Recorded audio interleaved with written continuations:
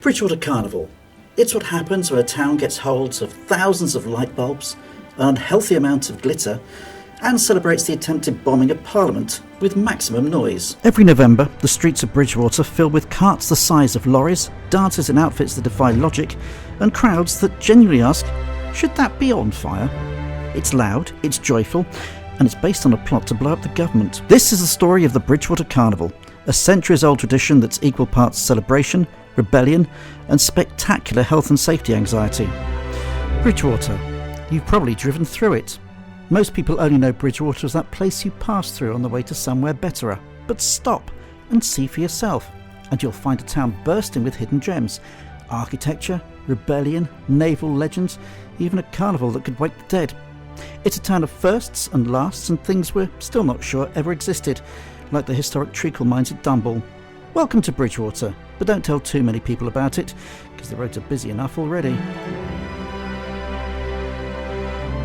To understand the carnival, you have to go back to 1605, the year when Guy Fawkes and his fellow conspirators decided to blow up the Houses of Parliament.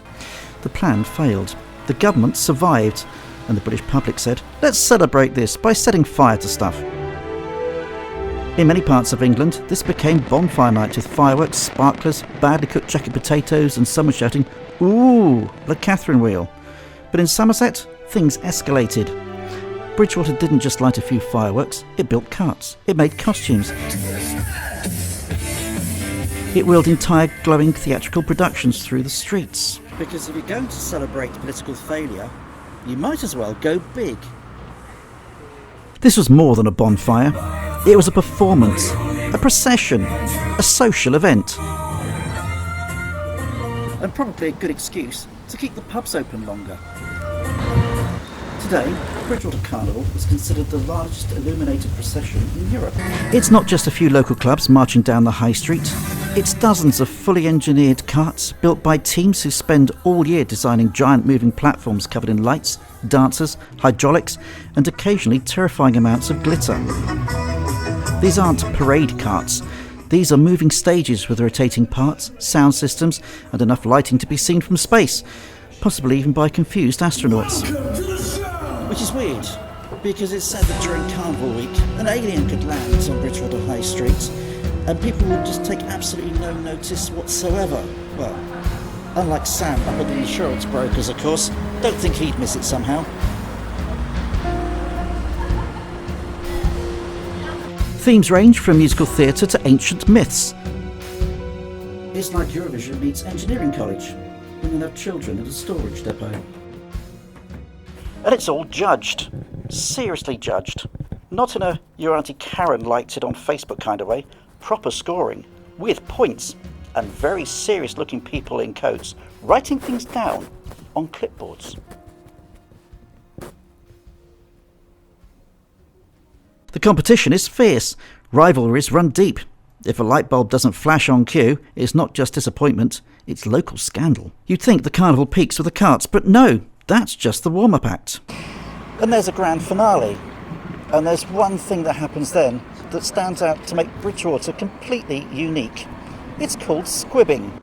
Now, a squib is essentially a large firework, mounted on a pole and held by a human, a real person, who willingly stands in the street, arms out, while fire rains down from above in a controlled explosion of sparks and light.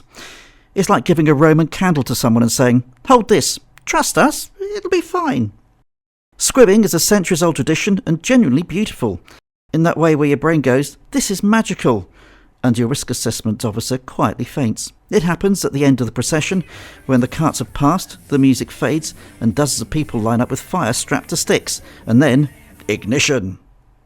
For a few glorious minutes, the entire street becomes a storm of sparks. It's loud, it's hot, and no matter how many times you've seen it, it's impossible not to say, is this legal? In Bridgewater, of course it is. So why does this still happen? Why do 150,000 people come to Bridgewater every year to watch dancers dressed as Aztec warriors sing along to 1980s synth-pop classics,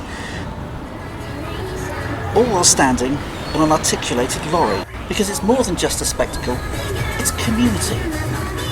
Carnival clubs are serious operations. They raise money all year. They build their carts from scratch. Families get involved. Generations pass down skills. Welders, electricians, costume designers, choreographers, all working unpaid for months for one night, and then doing it again next year. It's local pride disguised in sequins and lights. And there's something else. Bridgewater Carnival doesn't just entertain, it has a rebellious streak. It celebrates a failed attempt to overthrow government, but instead of dwelling on the politics, it turns it into joy. In a world where most towns put up a few fairy lights and call it festive, Bridgewater builds a fleet of moving theatres, covers them in LEDs, and sets the road on fire. Because in Bridgewater, we have tradition.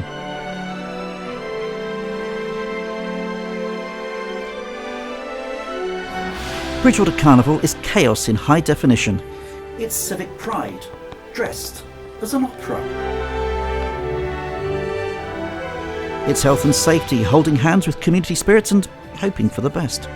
It takes months of effort, tons of wiring, and just the right amount of don't tell the insurance company. But it brings people together, from the clubs who build the carts to the visitors who line the streets and say, I didn't know Bridgewater had this in it. It's unique, it's loud, it's proudly weird. So if you've never been to Bridgewater Carnival, mark your calendars, bring your earplugs, bring a fire blanket, and don't forget to bring a coat you don't mind getting copious amounts of glitter on. And if you like this video, give it a like, drop a comment telling us your favourite cart or squibbing memory, and subscribe for more tales from the most quietly radical town in Somerset, right here at Sedgemoor FM.